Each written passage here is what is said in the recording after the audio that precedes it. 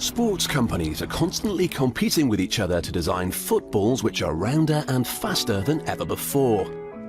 And although David Beckham might be able to tell you how to bang in a great free kick, if you want to know how a great ball is made, then you've got to go to a manufacturer. The outside of the ball is made from a sheet of foam.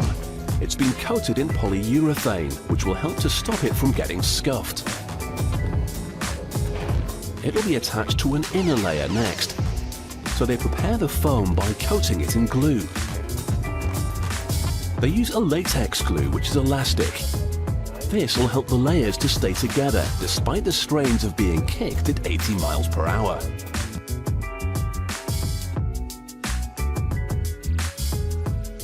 The sheets are then left on a rack until the glue becomes tacky. Next, they're going to join the two layers together. The foam's placed on top of the inner layer, which is made from a special fiber that will help the ball keep its shape. A worker uses a roller to press them together. Then the layers pass through a machine which applies pressure to the sheets, and they form a permanent bond.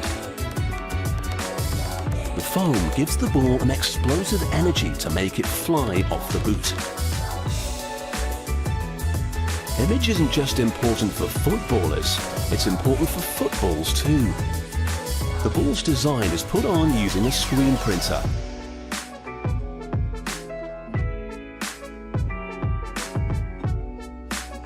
This machine punches out the shaped panels that will make the football. Each ball is made from 32 panels, 20 hexagons and 12 pentagons. A worker bundles them together into stacks to be sent off for stitching. It's all looking a bit flat at the moment, but the contents of this box will soon become 20 footballs. They are sewn together by hand.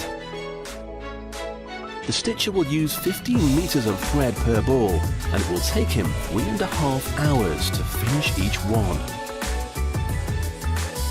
He leaves a few panels unstitched so the ball can be turned the right way out.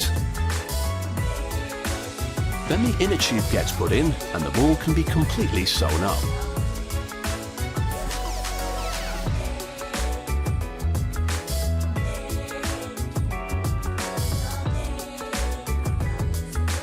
It's inflated and looks ready for the pitch, but there are a few more steps to go.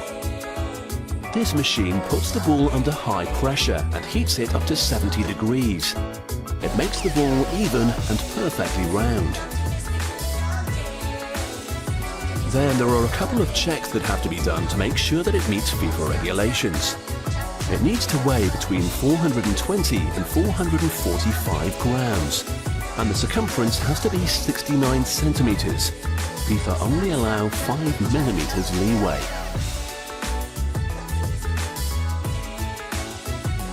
The factory only produces 750 balls a day. Hours are spent making each one to exacting standards. If only the England team spent as long practicing penalties, then maybe they'd hit the top corner a bit more often.